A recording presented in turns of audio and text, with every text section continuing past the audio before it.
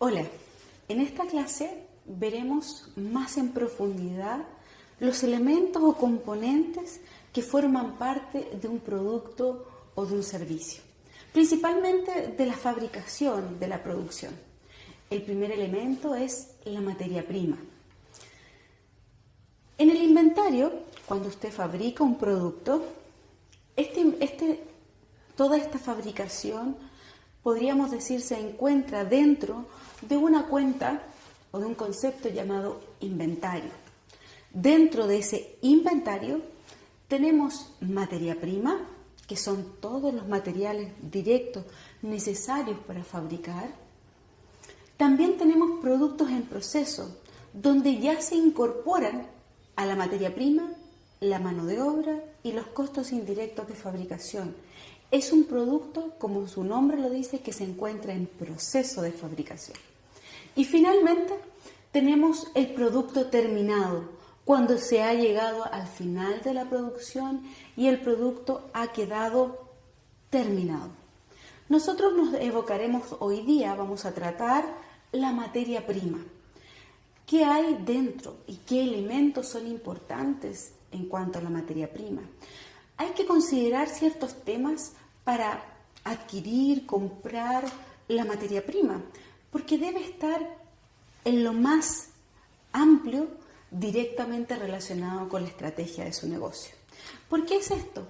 Porque si usted quiere vender un producto con altos estándares de calidad por ejemplo, para un mercado selectivo que observa y que valora esa calidad, usted, por lo tanto, lo primero que deberá observar es que la materia prima sea una materia prima de calidad.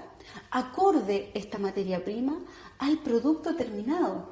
Por eso es muy importante las decisiones sobre la calidad de la materia prima, para que obviamente esté acorde a la calidad del producto o servicio y por lo tanto esté acorde a la estrategia que usted se ha planteado dentro de su negocio.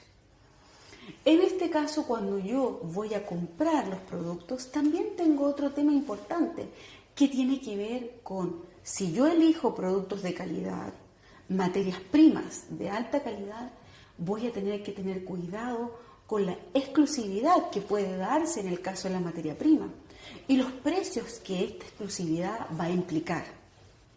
Yo por una parte puedo querer ser exclusivo en mi producto final, por lo tanto también en mi materia prima, comprada, adquirida, o quiero tener bajos precios en mi producto final y también puedo adquirir bajos precios en mi materia prima. Pero recuerde que siempre que usted compre materia prima de la calidad que sea, siempre tiene que tratar de escoger el mejor precio acorde a esa calidad. Y ahí es donde hay temas relevantes asociados a esto. Un tema importante es el proveedor. Trate de observar distintos tipos de proveedores. Un proveedor único es una problemática que usted puede tener en algún momento cuando este proveedor suba los precios o cuando este proveedor decida ya no vender o baje la calidad. Siempre es recomendable tener en consideración una gama de proveedores que le entreguen la calidad necesaria para su producto o servicio y ver la diversidad de precios que también ellos pueden entregar. El volumen también es un tema importante. A medida que usted aumenta el volumen, es posible que pueda obtener mayor cantidad de descuentos. Pero asociado a eso también tiene que ver si usted puede almacenar esa cantidad de volumen. Son dos cosas o elementos o variables que usted debe observar. Por una parte puede comprar una gran cantidad de volumen con un alto descuento y rebaja a ese volumen, pero por otra parte puede que esto implique un mayor costo de almacenamiento. Entonces, cuando tome la decisión sobre el volumen a comprar de materia prima, debe observar estas variables.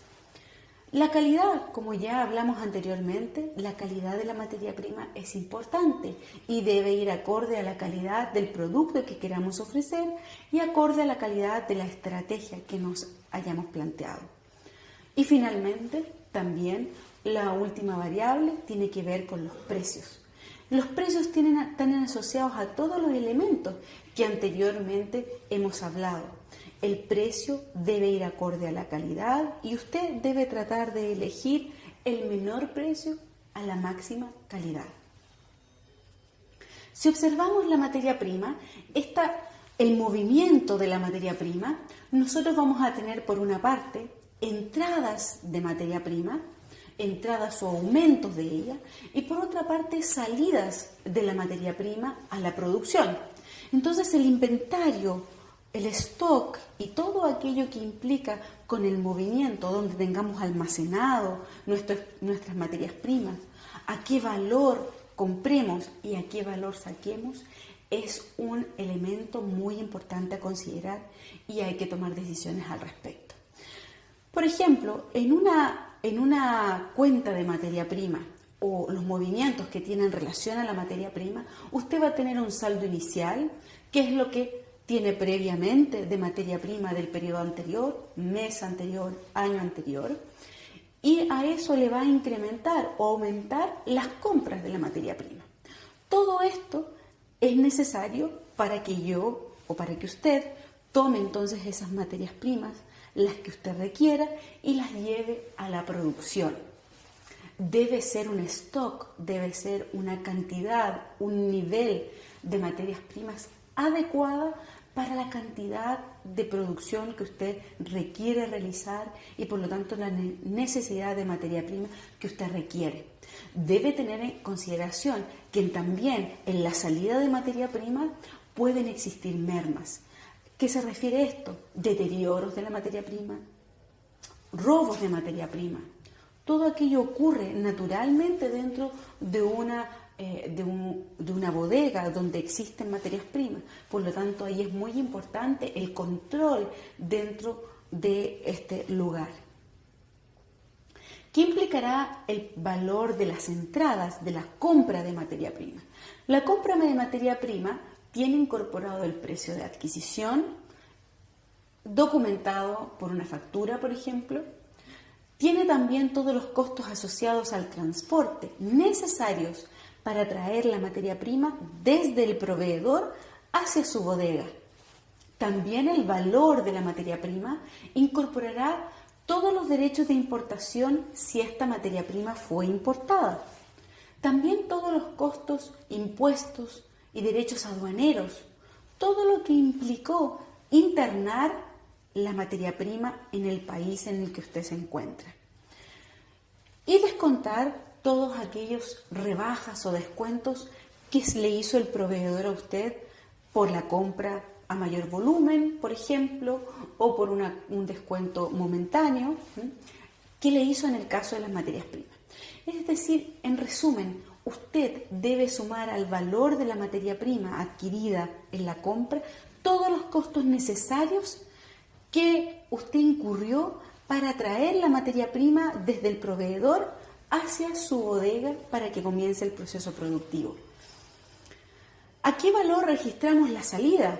Tenemos el saldo inicial más las compras. Pero estos saldo inicial y estas compras pueden ser a distintos precios. Puede ser que usted haya comprado en distintos momentos en el tiempo, distintos días, distintos meses, y por lo tanto el valor que usted pagó por las compras no fue el mismo. O puede ser que usted haya comprado a distintos proveedores, lo que también implica distintos valores de compra. Entonces la pregunta que nace aquí es: ¿a qué valor usted va a llevar la materia prima comprada a la producción? Para que así posteriormente le dé el costo total de fabricación. Es muy importante este tema y para resolver este tema hay 3 métodos que usted puede utilizar: el método FIFO, el método LIFO y el promedio. Es importante considerar que desde el punto de vista de la contabilidad financiera y de la contabilidad tributaria, solamente son permitidos valorar los inventarios de acuerdo al sistema FIFO y al sistema promedio. El LIFO no está permitido. ¿Qué son estas siglas? FIFO quiere decir primero que entra, primera materia prima que entra es la primera que sale. Por lo tanto, usted va a costear a la primera que entró. LIFO es lo contrario. Última que entra, primera que sale. Es decir, la última compra va a ser el valor de la primera salida. Y el promedio es promediar todas las compras al momento en que usted vaya a llevar a producción. Entonces, con esta clase hemos quedado un poco más claros sobre el tratamiento de la materia prima. Muchas gracias.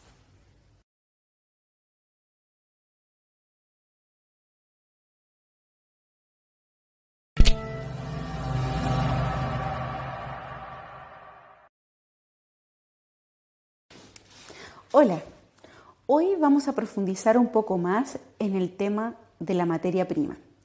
Recuerden que hasta la clase anterior pudimos notar que existían 3 métodos para poder traspasar la materia prima a la producción. El método FIFO, el método LIFO y el promedio. Estos 3 métodos usted podía utilizarlos para traspasar la materia prima al producto en proceso. Importante mencionar que desde el punto de vista de la contabilidad financiera y la contabilidad tributaria, no es posible aplicar LIFO. Veamos ahora el sistema FIFO. FIFO nos habla acerca de que las primeras compras son las primeras unidades que se traspasan a producción. Es decir, el precio de compra de las primeras adquisiciones es el precio que se va a traspasar al producto en proceso. Veámoslo a través de un ejemplo. En este ejemplo yo voy a hablar acerca de las cosas más importantes que usted podrá en su casa detenidamente observar. La empresa Muebles a tu Medida fabrica exclusivas sillas que requieren de láminas de madera como su principal materia prima. Durante el mes de marzo realizó y vendió una producción total de 200 sillas, por lo que se realizaron los siguientes movimientos de materias primas directas. Fíjense aquí en este cuadro. Esta tabla es muy importante aplicarla y conocerla cuando yo tengo el método FIFO, LIFO o promedio. Es la misma. Fíjese que en la primera columna está la fecha de la transacción, luego el detalle, fue una compra, un traspaso a producción, una devolución, una merma, un deterioro. Las otras 3 columnas se refieren a la entrada, es decir, compras o devoluciones desde el área productiva, que hacen incrementar nuevamente el inventario o lo que está en bodega de esa materia prima. Las otras 3 columnas corresponden a las salidas, es decir, cuando las materias primas se llevan a la producción. Y finalmente el saldo, que es lo que nos queda. Veamos transacción o transacción. El día 1 de marzo existe un saldo de 170 láminas de madera, 800 pesos, 800 unidades monetarias cada una. Fíjese que en la primera línea, que dice 1 de marzo, hay un saldo inicial. Y ese saldo inicial está en las 3 columnas últimas sobre saldos. 170 Q son unidades, costo unitario 800 y el total, que es la multiplicación de la cantidad por el precio o costo unitario, es 136.000. El día 2 se compran 30 unidades a 860 cada una. Fíjese que en este caso estaría en las primeras 3 columnas. Cantidad 30, costo unitario 860, total 25.800. ¿Por qué están en colores? Porque fíjese que ahora esto va a incrementar el saldo, que son las últimas 3 columnas. Las últimas 3 columnas tienen 2 colores. En el color más claro se encuentran las 170 unidades a 800, es decir, 136.000 unidades monetarias, que es el total de lo que ya existía como saldo inicial. Y a eso se debe incrementar las 30 unidades a 860 pesos cada uno, 25.800 pesos. Ese es el total que hoy día se tiene en bodega, lo inicial más las compras. El día siguiente o la transacción siguiente tengo 10 de estas unidades que han sido compradas, venían defectuosas. En la revisión que se hizo en la bodega, se dieron cuenta que existían defectos y deben ser devueltas al proveedor. Por lo tanto, la devolución se realiza el 4 de marzo. Fíjense la transacción del 4 de marzo en la tabla. 4 de marzo hay una devolución de compra. ¿Qué implica la devolución de compra? Una salida al valor de la compra.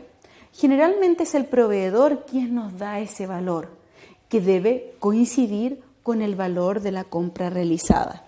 Por lo tanto, en este caso estamos devolviendo 10 unidades a 860, es decir, 8.600 pesos o unidades monetarias.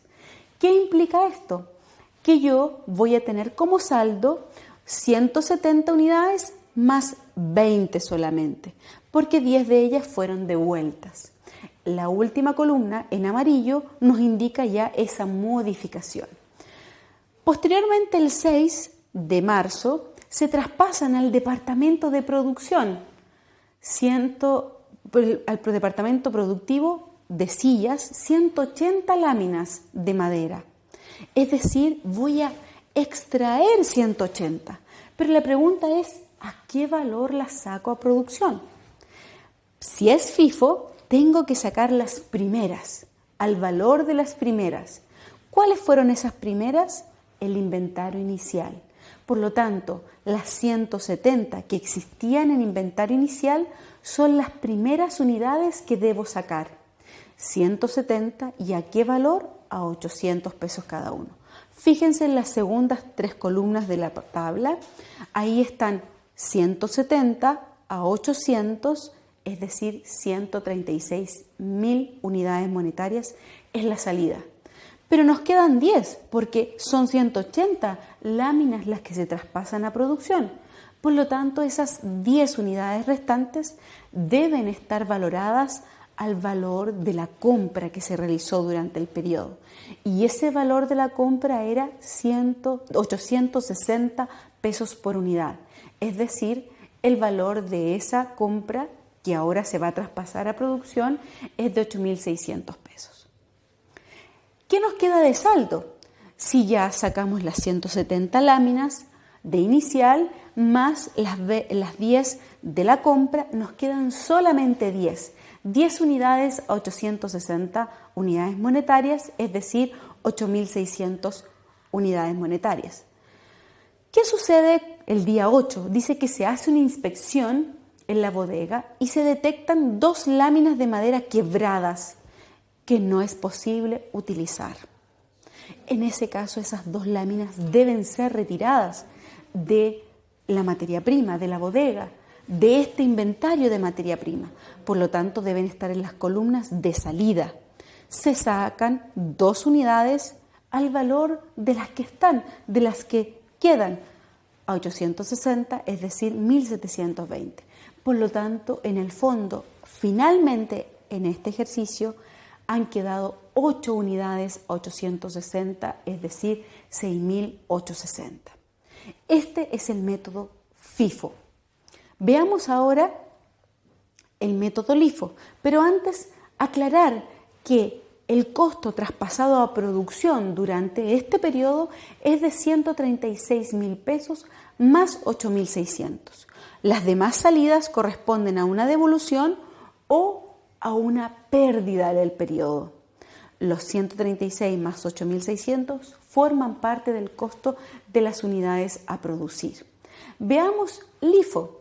LIFO implica últimas llegadas, últimas compradas, las primeras en salir. Y ustedes pueden leer este ejercicio que está aquí y vamos a ver la tabla con sus respectivas transacciones. El día 1, igual que en el caso anterior, son 170 láminas, 800, 136. Luego es la misma compra, 30 unidades a 860, 25.800. El saldo es el mismo hasta el momento. Luego la devolución también es la misma, porque la devolución es específica respecto a una compra, a un proveedor específico. Por lo tanto, el valor que generalmente lo da el proveedor debe ser el mismo de la compra. Pero fíjense, cuando traspasamos a producción, debemos en primer lugar tomar las últimas compras, que en este caso son las 20 unidades a 860, es decir, 7.200. Y el resto van a ser las primeras, que corresponden en este caso al saldo inicial. Es lo contrario que FIFO. Por lo tanto, el saldo, en realidad, lo que me queda son las 10 unidades, pero del inventario inicial, a 8.000 pesos. Y por lo tanto, luego cuando descubro que hay una merma, un deterioro, se quiebran las láminas, yo las valorizo esa pérdida al saldo inicial, que es lo que me queda como saldo de la materia prima hasta ese momento. Este es el método LIFO. Por lo tanto, el costo de producción para este no van a ser como el anterior, los 136.000 más la 8.600, sino que van a ser 128.000 más 17.200. Finalmente, el promedio ponderado es otro sistema que promedia todas las compras y a ese valor es el que sale a producción. Veámoslo con un poco más de detalle. Fíjense que en el primer caso es el mismo ejercicio, teníamos un saldo inicial de 136.000 unidades monetarias que correspondían a 170 unidades. Luego se compran 30. Cuando yo compro en este método, yo ya debo modificar el precio promedio. Como su nombre lo dice, debo promediar el valor total, que es 136, más la compra que realicé por 25.800, es decir, ambos totales que suman 161.800, y debo de dividirlo por el total de las unidades que hay hasta ese momento, es decir, 200 unidades. Lo que me hace cambiar el costo unitario. Al promediarlo, el costo unitario es de 809 pesos por unidad. Luego, la devolución impacta también. ¿Por qué? Porque la devolución se realiza al valor que el proveedor me dio, que es 860 pesos. Por lo tanto, tengo que volver a sacar un nuevo promedio. Ahora tengo un saldo final de 190 unidades a un total de 152.190, que implica lo que tenía antes menos las 10 unidades que saqué a 8.600 pesos.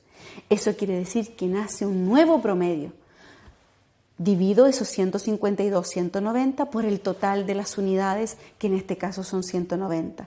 Me da un total unitario de 801 pesos. Luego, cuando finalmente traspaso a producción, yo debo traspasar al valor promedio de las unidades y materias primas que existían en la bodega, es decir, al valor de 801 pesos. Entonces voy a sacar 180 unidades a 801 pesos por unidad, es decir, 144.180 unidades monetarias. ¿Qué me queda? Me queda el saldo de 10 unidades a 801 cada una, es decir, 8.010 pesos en total. Finalmente, la merma o deterioro que habíamos tenido el día 8, también debemos valorarlo al promedio, que es 801 pesos. Por lo tanto, esas dos unidades van a ir a un costo de 801 pesos por unidad, es decir, 1.602. Y el saldo final va a ser 8 unidades a 801, es decir, 6.408. Aquí podemos ver la tabla completa y tomar en consideración que ahora el costo llevado a producción es costo por 144.180 pesos. Bien, por lo tanto, comparando los métodos que hemos visto hasta el momento, FIFO, LIFO y promedio, podemos observar en esta lámina cómo comparativamente afectan al estado de resultado. Fíjense, si mantenemos, como dijimos previamente, constantes las variables de ingresos por venta, mano de obra y costos indirectos de fabricación, la materia prima en cada uno de los métodos tiene ciertas variaciones, debido a que al sistema que hemos utilizado para costear. Por ejemplo, cuando vemos FIFO, podemos observar que el costo de la materia prima es un costo menor que el IFO y promedio. Promedio, por su parte, tiene 196.858 unidades monetarias y en cambio el IFO es el que presenta un mayor costo. ¿Por qué? Porque obviamente en cada uno de ellos el sistema de costeo utilizado implicó que se extrajeran de la cuenta de materia prima los costos más antiguos, es decir, las primeras materias primas compradas en FIFO o las últimas materias primas compradas. Si asumimos que tenemos un sistema en que los precios van subiendo a lo largo del tiempo, por supuesto, FIFO va a tener un mayor costo. Si en un momento en el tiempo todo fuese vendido, comprado y vendido, en ese caso no habrían variaciones. ¿Cómo afecta esto el estado de resultado y finalmente el resultado del ejercicio? Fíjense, en el caso del IFO es el que tiene menor utilidades. En el caso de la contabilidad financiera debemos considerar nuevamente que el LIFO es un método no permitido debido a las implicancias que éste tiene en el resultado del ejercicio. Ahora, fijémonos que en el caso de la contabilización o lo que se encontrará en la cuenta de inventario, FIFO tendrá entonces las unidades últimas. LIFO, por el contrario, tendrá las primeras unidades y el promedio tendrá el promedio de todas las unidades. Bien, muchas gracias por su atención. Nos vemos. Gracias.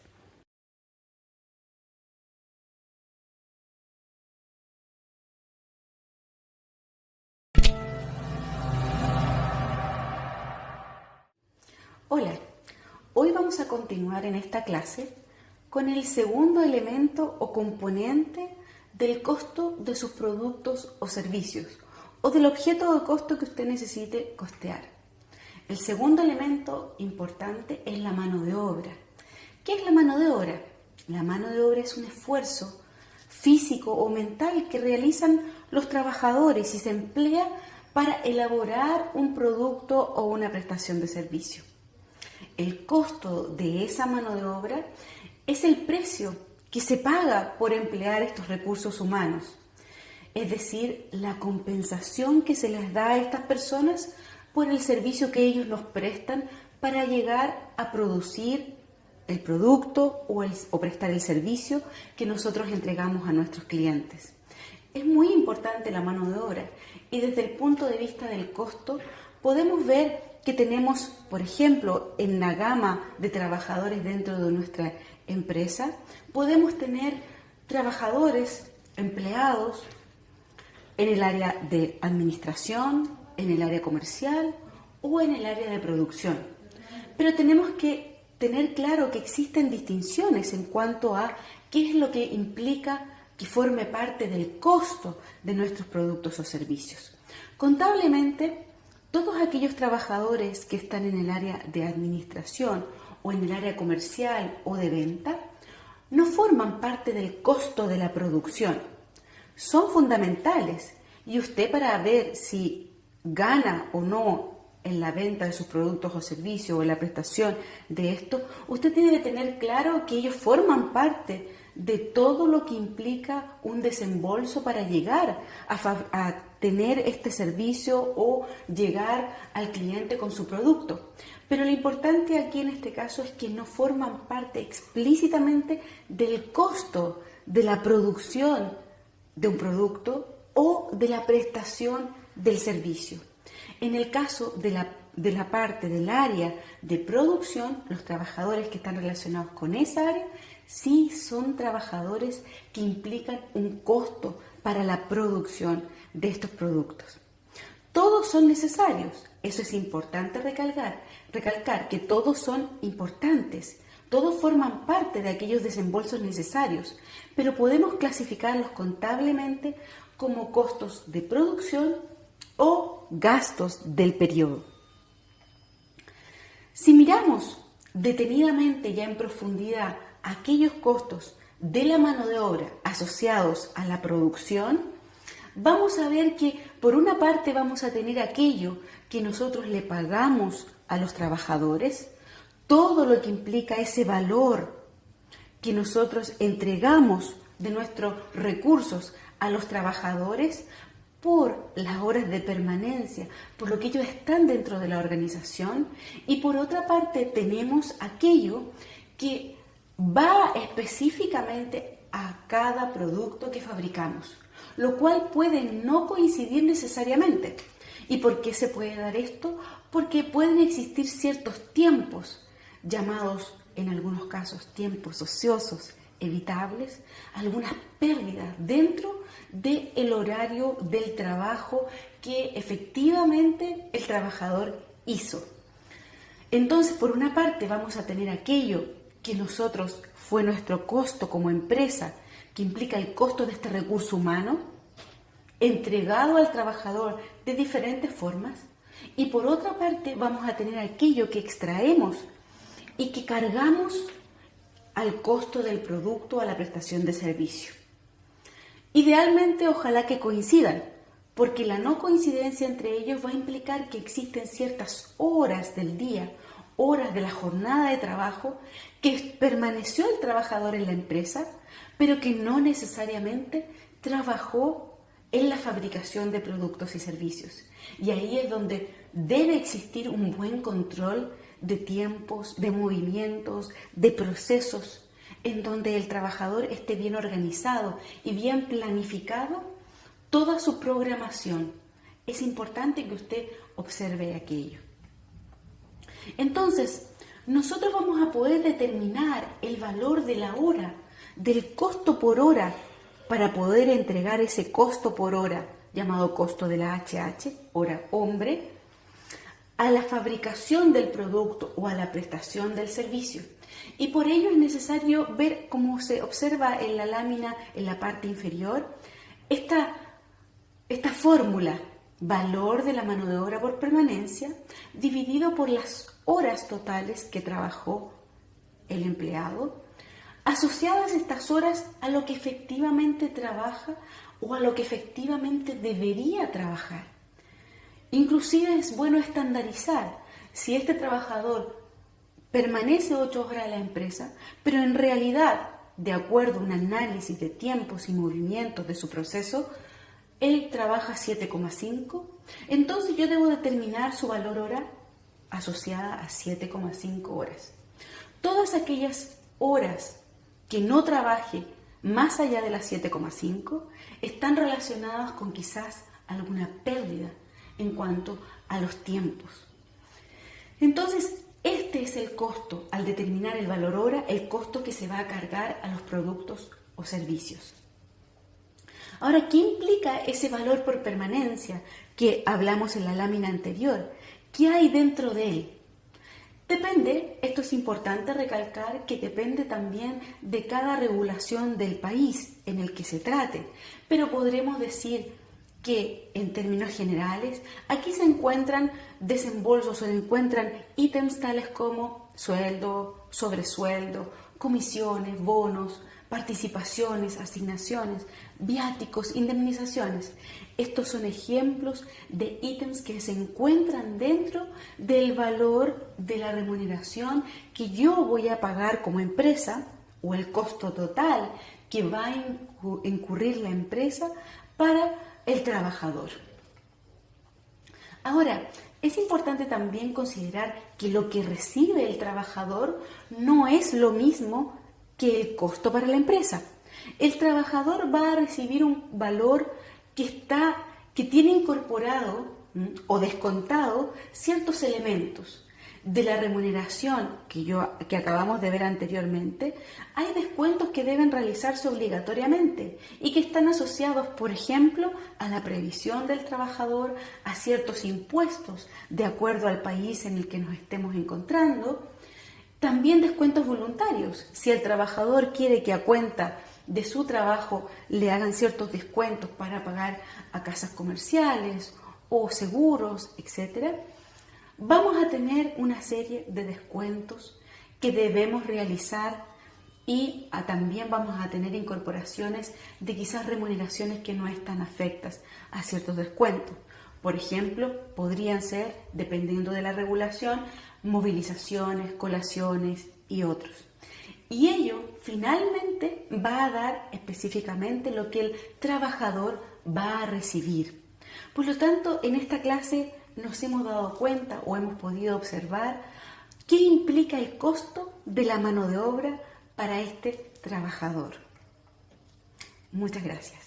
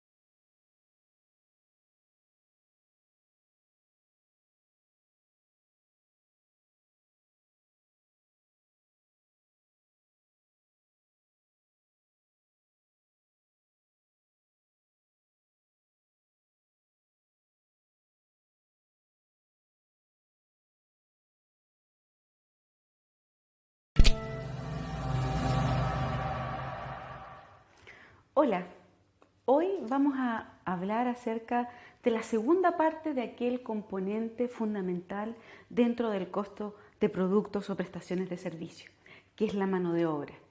Hoy nos vamos a referir a un ejemplo en particular para que así observemos cómo debe traspasarse ese costo a la producción o a la prestación del servicio, cómo se maneja el tema contable. Miremos este ejemplo. Dice, la empresa ABC es productora de muebles a pedido. Posee 3 trabajadores cuyos valores de mano de obra del mes se detallan a continuación.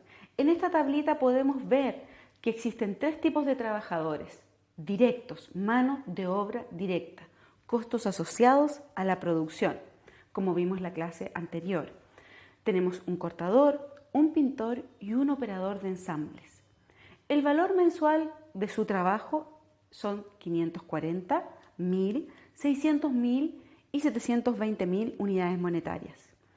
Las horas trabajadas por cada trabajador durante el mes fueron estas: horas de permanencia. Y por lo tanto la tasa, que es el valor de la mano de obra por hora, comprende el valor de la mano de obra mensual, el costo para la empresa, dividido por las horas mensuales trabajadas efectivamente.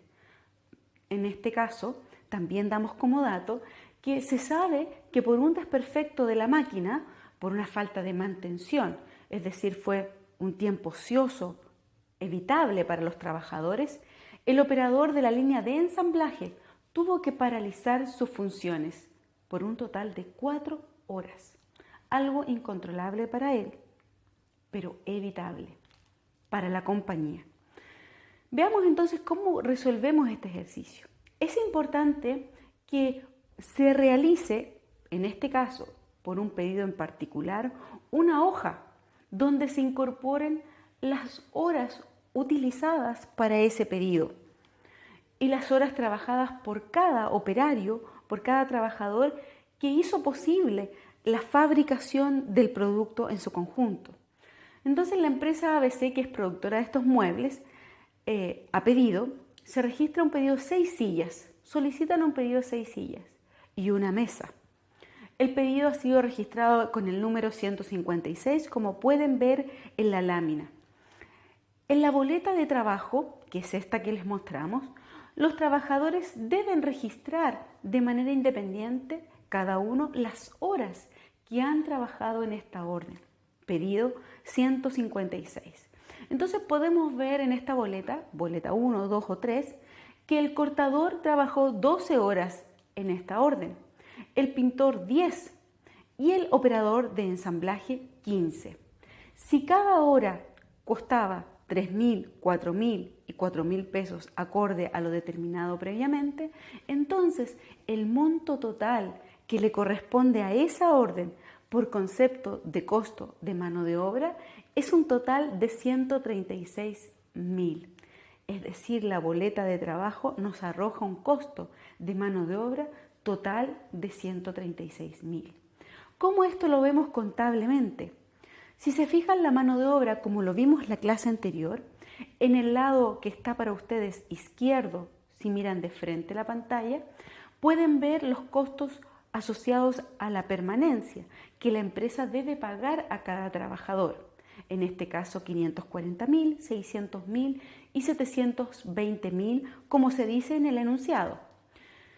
Pero luego para esa orden específicamente, para el pedido 156 que está expresado en la siguiente cuenta, podemos ver que las horas que efectivamente se trabajaron y por lo tanto los costos asociados son 36.000, 40.000 y 60.000.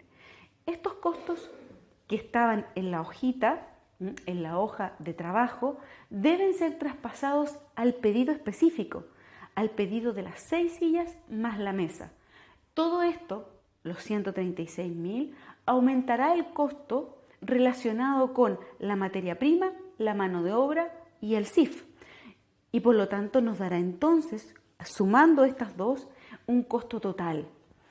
Importante este valor de 16.000 que se puso en un color amarillo. ¿Por qué se puso en un color amarillo y no se cargó a la orden 156? Porque como si ustedes recuerdan, el enunciado decía que una parte de las horas trabajadas, 4, no fueron ocupadas en las órdenes, sino que tuvieron que ser ocupadas por un problema que ocurrió dentro de la planta, en una maquinaria.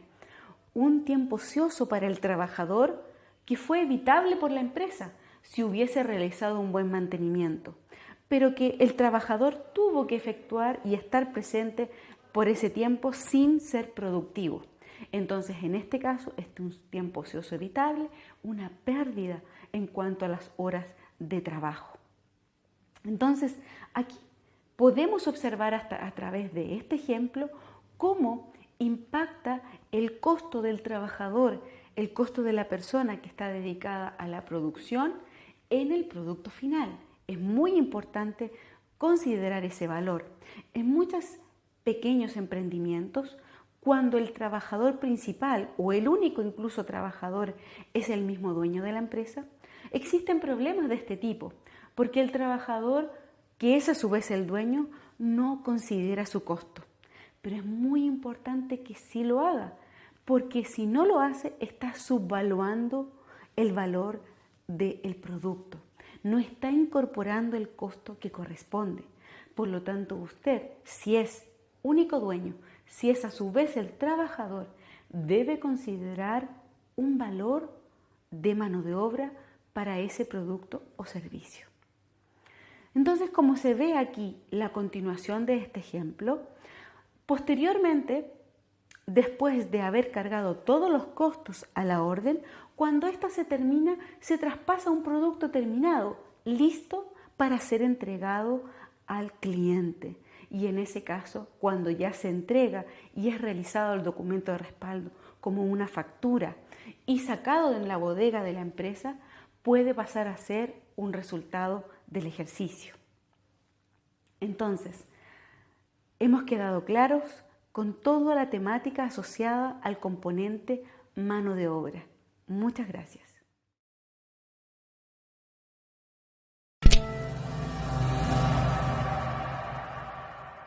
Hola, hoy vamos a hablar acerca del tercer elemento fundamental dentro de los costos de productos o prestaciones de servicio.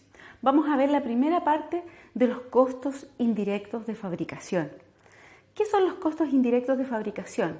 Como lo hablamos hace unas clases atrás, pudimos observar que son aquellos costos necesarios, realmente importantes en el costo de un producto o servicio, pero que en realidad no pueden identificarse de manera clara en cada uno de los productos o servicios que la empresa realiza, lleva a cabo.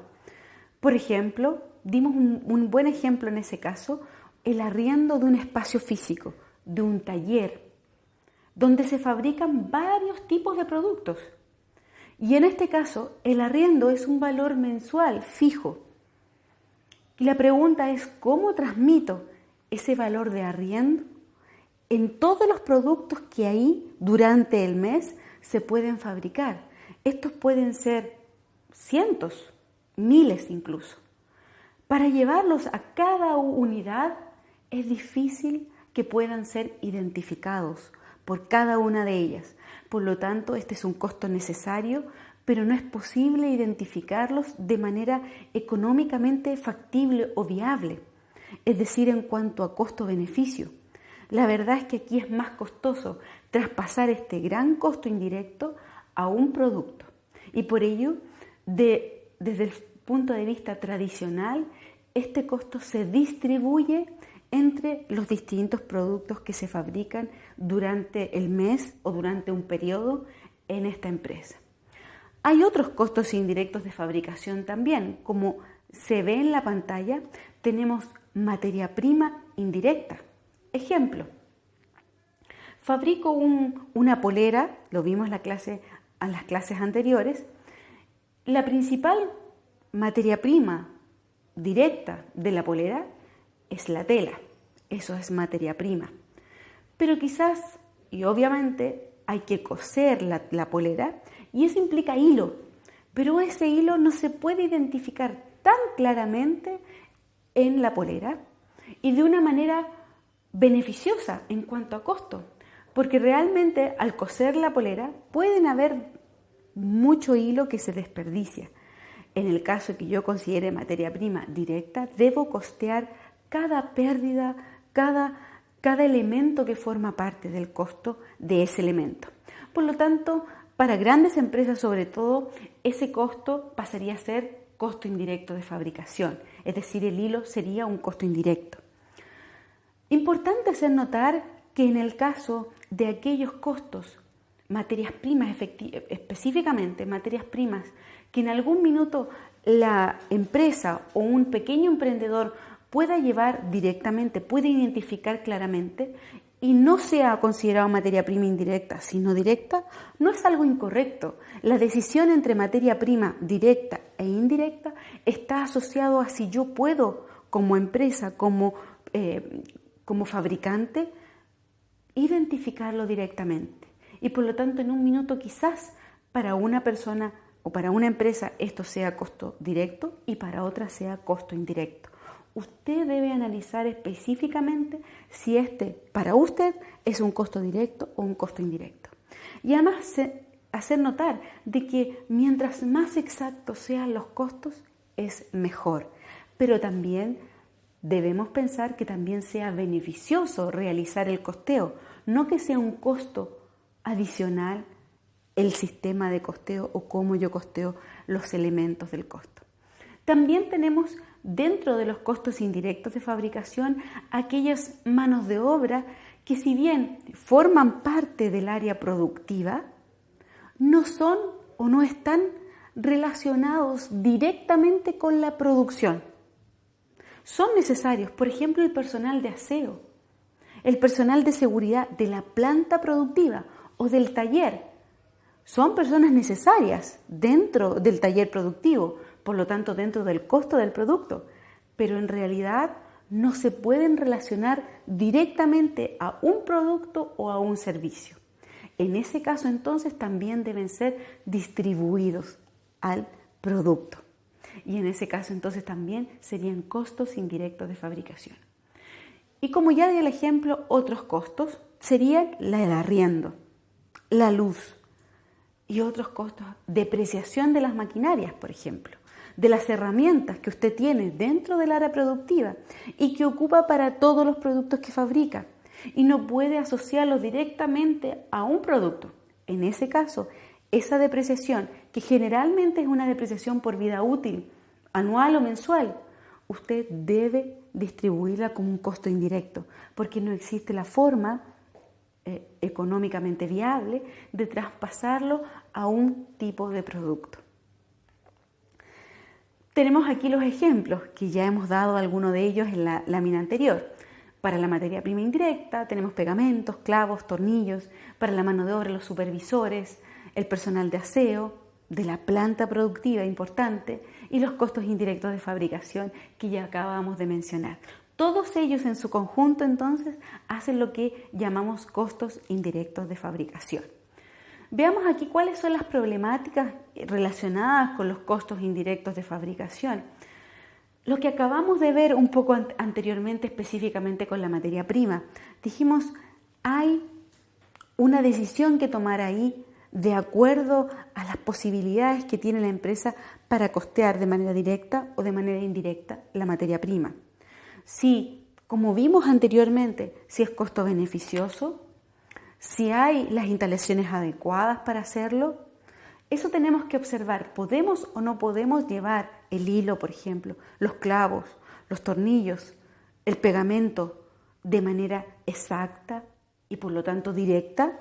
Inventariar todo aquello, contar cuántos tornillos, cuántos clavos implican cada producto y por lo tanto determinar su valor exacto y considerar si ha habido pérdidas, desperdicios, se echan a perder algún tornillo, algún clavo, ¿lo puedo llevar a pérdida? Entonces tengo que tener claridad. Si eso es posible, puedo entonces, y tengo el tiempo y es beneficioso en relación a su costo, puedo llevarlo como directo. Si no, lo considero costo indirecto de fabricación. Segundo elemento, esto trae consigo, en algunos casos, esta distribución de los costos indirectos a que pueda existir una sobre o subvaluación en la distribución de los costos. Tengo que tener mucha claridad en cuanto a cómo se distribuyen estos costos indirectos, porque ahí es donde está la problemática principal. Si yo voy a asumir todos aquellos costos como indirectos, el arriendo, los tornillos, el pegamento, los supervisores, el personal del aseo, voy a tener una gran cantidad de valor, de costo indirecto relacionado con todos los productos. Y voy a tener que distribuir ese costo, ese monto. Esa distribución debe ser muy minuciosa, debe considerarse claramente cómo voy a distribuirlos, porque puede provocar una mala distribución, una subvaluación o una sobrevaluación de esta distribución de los CIF y que va a traer con ello consigo a que yo valore de mala manera el producto terminado, cuando lo venda un costo de venta y por lo tanto va a afectar en el resultado de mi ejercicio y en la fijación de los precios. Puedo estar sobrevalorando o subvalorando el costo y a su vez la fijación del precio, si este sobre todo depende del costo. Entonces puede llevar a una inadecuada toma de decisiones la distribución de los costos. Considerar que este es un sistema, el que estoy mostrando, un sistema tradicional de distribución de los costos. Hay otros sistemas modernos sobre distribución que cambian la orientación. Entonces, para distribuir de buena manera estos costos indirectos, el sistema tradicional dice que se reparten en base a una base. Usted puede distribuirlo en relación a un elemento que sea de base para todos los productos que deben contener parte de este costo indirecto de fabricación. Si usted fabrica muebles, por ejemplo, en un taller, todos los muebles deben tener, por ejemplo, el arriendo de ese taller. Todos ellos deben tener ese costo. Pero ¿cuánto de ese costo deben tener? Dependerá de cuánto, por ejemplo, elemento base ocupen. Y ese elemento base es clave para poder distribuir de buena manera los costos. Porque ese elemento base nos va a permitir determinar una tasa, un valor unitario por elemento de qué manera entregar esos costos. Veamos, por ejemplo, qué elementos base podemos utilizar. Aquí al final de la lámina dice, usted, por ejemplo, puede distribuir este elemento base en base a las horas hombre, que se haya ocupado en cada producto o en base a la materia prima que utilice cada producto o en base al número de unidades. Todos esos elementos que están ahí en la lámina son correctos, son buenos elementos. Lo importante es que deben ser elementos que estén presentes, como dice la parte superior de la lámina, que estén presentes en todos los productos. Porque si yo voy a traspasar, por ejemplo en este taller, voy a traspasar a los distintos muebles que yo fabrico, todos esos muebles deben tener el elemento base. Por ejemplo, todos ellos deben tener horas hombre incorporada o horas máquina. ¿Por qué? Porque si no las tienen, cuando yo traspase el costo, alguno de ellos no va a incorporar el costo indirecto de fabricación del arriendo o el total. Entonces es importante que ese elemento esté presente. Además que sea fácil de identificar, porque yo voy a tener que observarlo en cada uno de los productos o servicios que yo esté fabricando. Por lo tanto, deben estar presentes y ser fáciles de identificar. Y además, deben medir la importancia relativa de cada elemento. Con un ejemplo nos va a quedar más claro este punto. Si yo fabrico 2 muebles, por ejemplo, una silla pequeña y un gran mueble de madera, por lógica yo pensaría que el gran mueble debe tener más costos indirectos, me toma más tiempo, está mayor cantidad de horas e incluso de días dentro del taller. Por lo tanto, cuando vimos el ejemplo del arriendo, debería contener una parte mayor de costos indirectos de fabricación, el mueble grande. ¿Por qué? Porque ha implicado más trabajo. En cambio, la silla pequeña, decimos nosotros, en general, estoy dando una generalidad, hay excepciones por supuesto, debería tener menos costos indirectos de fabricación. Entonces, el elemento base que yo utilice debe reflejar aquello. ¿Me comprenden? Esa es la idea, que el costo indirecto de fabricación sea distribuido a través de este elemento base de una manera que represente la importancia relativa de ese elemento en el costo. Que el mueble grande tenga más costo indirecto que la silla pequeña. Entonces es importante la elección del elemento base, que cualquiera de estos que nombramos puede ser un elemento correcto. Entonces hasta aquí, en esta primera parte, hemos visto qué son los costos indirectos de fabricación y cómo yo puedo distribuirlos a través de este elemento base, que es la clave en este sistema de costeo tradicional. Muchas gracias.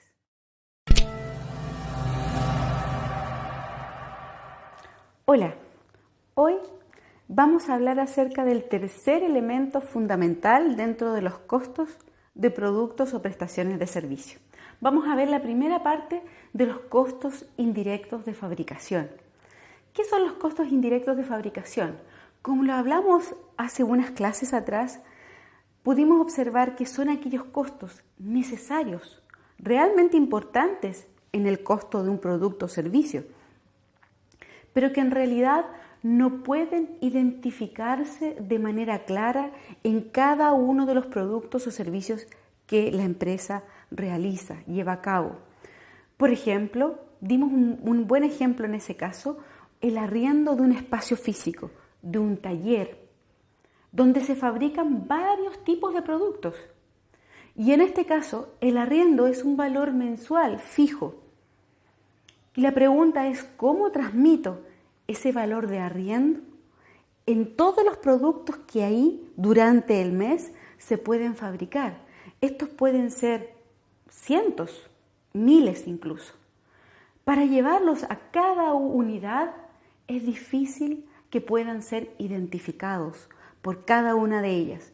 Por lo tanto, este es un costo necesario, pero no es posible identificarlos de manera económicamente factible o viable, es decir, en cuanto a costo-beneficio. La verdad es que aquí es más costoso traspasar este gran costo indirecto a un producto. Y por ello, desde el punto de vista tradicional, este costo se distribuye entre los distintos productos que se fabrican durante el mes o durante un periodo en esta empresa. Hay otros costos indirectos de fabricación también, como se ve en la pantalla, tenemos materia prima indirecta. Ejemplo, fabrico una polera, lo vimos en las clases anteriores. La principal materia prima directa de la polera es la tela, eso es materia prima. Pero quizás, y obviamente, hay que coser la polera y eso implica hilo, pero ese hilo no se puede identificar tan claramente en la polera y de una manera beneficiosa en cuanto a costo, porque realmente al coser la polera pueden haber mucho hilo que se desperdicia. En el caso que yo considere materia prima directa, debo costear cada pérdida, cada elemento que forma parte del costo de ese elemento.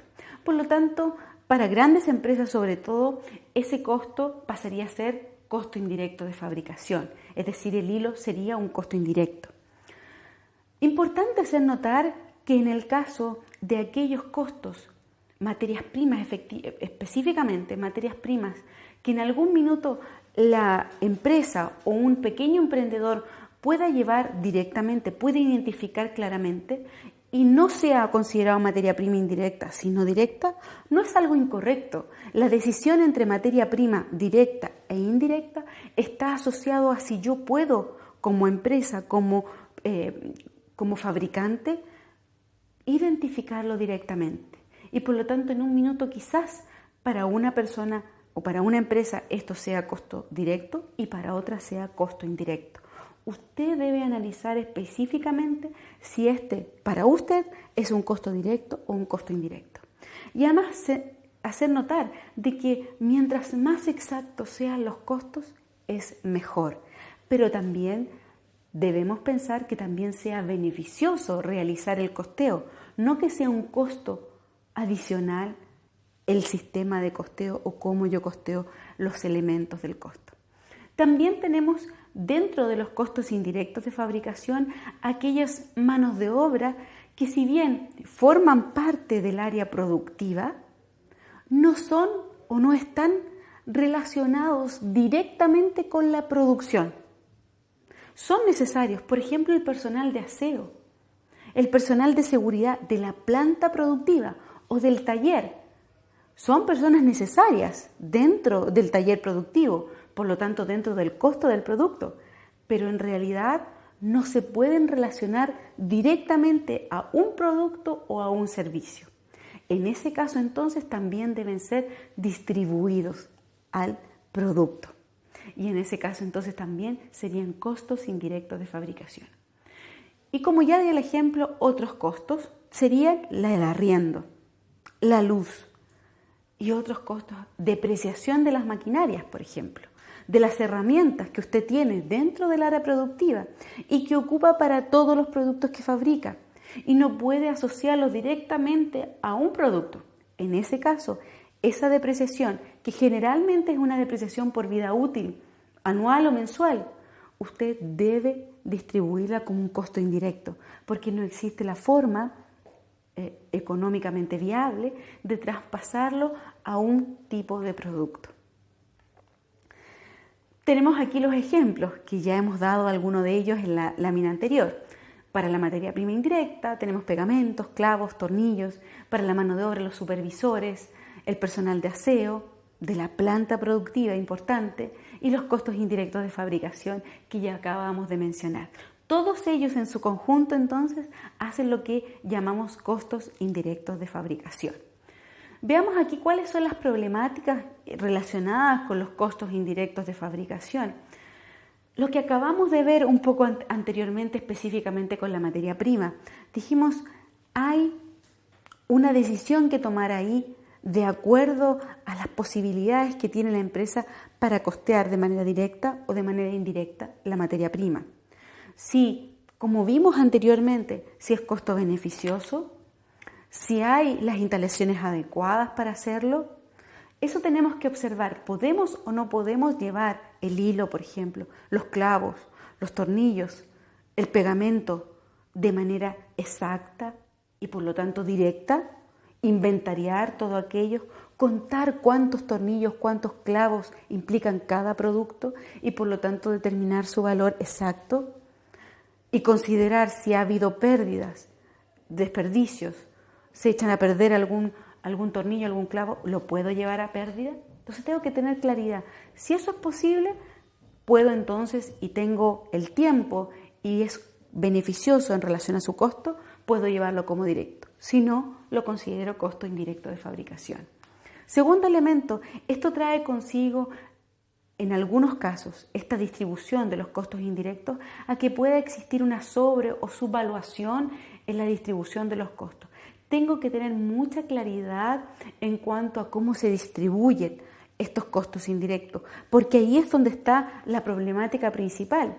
Si yo voy a asumir todos aquellos costos como indirectos, el arriendo, los tornillos, el pegamento, los supervisores, el personal del aseo, voy a tener una gran cantidad de valor de costo indirecto relacionado con todos los productos y voy a tener que distribuir ese costo, ese monto.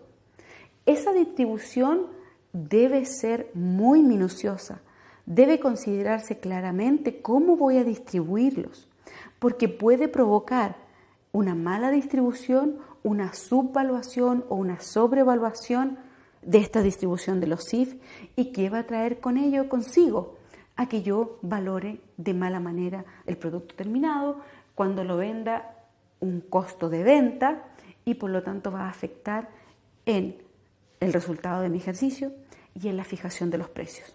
Puedo estar sobrevalorando o subvalorando el costo y a su vez la fijación del precio, si este sobre todo depende del costo. Entonces puede llevar a una inadecuada toma de decisiones la distribución de los costos. Considerar que este es un sistema, el que estoy mostrando, un sistema tradicional de distribución de los costos. Hay otros sistemas modernos sobre distribución que cambian la orientación. Entonces, para distribuir de buena manera estos costos indirectos, el sistema tradicional dice que se reparten en base a una base. Usted puede distribuirlo en relación a un elemento que sea de base para todos los productos que deben contener parte de este costo indirecto de fabricación. Si usted fabrica muebles, por ejemplo, en un taller, todos los muebles deben tener, por ejemplo, el arriendo de ese taller. Todos ellos deben tener ese costo, pero ¿cuánto de ese costo deben tener? Dependerá de cuánto, por ejemplo, elemento base ocupen. Y ese elemento base es clave para poder distribuir de buena manera los costos, porque ese elemento base nos va a permitir determinar una tasa, un valor unitario por elemento de qué manera entregar esos costos. Veamos, por ejemplo, qué elementos base podemos utilizar. Aquí al final de la lámina dice, usted, por ejemplo, puede distribuir este elemento base en base a las horas hombre que se haya ocupado en cada producto o en base a la materia prima que utilice cada producto o en base al número de unidades. Todos esos elementos que están ahí en la lámina son correctos, son buenos elementos. Lo importante es que deben ser elementos que estén presentes, como dice la parte superior de la lámina, que estén presentes en todos los productos. Porque si yo voy a traspasar, por ejemplo en este taller, voy a traspasar a los distintos muebles que yo fabrico, todos esos muebles deben tener el elemento base. Por ejemplo, todos ellos deben tener horas hombre incorporada o horas máquina. ¿Por qué? Porque si no las tienen, cuando yo traspase el costo, alguno de ellos no va a incorporar el costo indirecto de fabricación del arriendo o el total. Entonces es importante que ese elemento esté presente. Además que sea fácil de identificar, porque yo voy a tener que observarlo en cada uno de los productos o servicios que yo esté fabricando. Por lo tanto, deben estar presentes y ser fáciles de identificar. Y además, deben medir la importancia relativa de cada elemento. Con un ejemplo nos va a quedar más claro este punto. Si yo fabrico 2 muebles, por ejemplo, una silla pequeña y un gran mueble de madera, por lógica yo pensaría que el gran mueble debe tener más costos indirectos, me toma más tiempo, está mayor cantidad de horas, incluso de días dentro del taller. Por lo tanto, cuando vimos el ejemplo del arriendo, debería contener una parte mayor de costos indirectos de fabricación, el mueble grande. ¿Por qué? Porque ha implicado más trabajo. En cambio, la silla pequeña, decimos nosotros, en general, estoy dando una generalidad, hay excepciones por supuesto, debería tener menos costos indirectos de fabricación. Entonces, el elemento base que yo utilice debe reflejar aquello. ¿Me comprende? Esa es la idea, que el costo indirecto de fabricación sea distribuido a través de este elemento base de una manera que represente la importancia relativa de ese elemento en el costo. Que el mueble grande tenga más costo indirecto que la silla pequeña. Entonces es importante la elección del elemento base, que cualquiera de estos que nombramos puede ser un elemento correcto. Entonces hasta aquí, en esta primera parte, hemos visto qué son los costos indirectos de fabricación y cómo yo puedo distribuirlos a través de este elemento base, que es la clave en este sistema de costeo tradicional. Muchas gracias.